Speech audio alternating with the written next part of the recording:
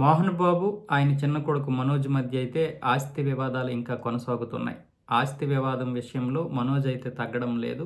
అయితే నేను ఆస్తి కోసం కాదు ఇదంతా చేస్తున్నది అని ఈరోజు రంగారెడ్డి జిల్లా కలెక్టర్ ప్రతిమాన్ సింగ్ గారిని కలిసి విషయం చెప్పారు. నేను ఆస్తుల కోసమేమి నేను తెగబడడం లేదు. ఈ వివాదాలు సృష్టించడం లేదు.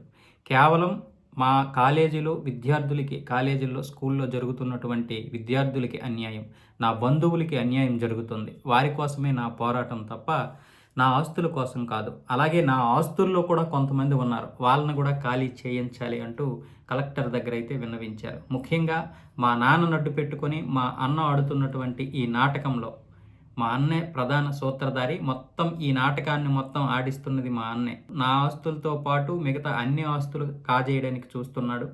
అంతేకాదు విద్యార్థులకి అన్యాయం జరుగుతుంది. టీచర్లకి అన్యాయం జరుగుతుంది. మొత్తం వ్యవస్థ అంతా నాశనం చేస్తున్నారు. అదే నా పోరాటం. విద్యార్థుల జీవితం నాశనం అయిపోకూడదు అనేది మంచు మనోజ్ వాదన. ఆయనైతే కలెక్టర్ ప్రతిమాన్ సింగ్ దగ్గర అయితే చెప్పడం జరిగింది.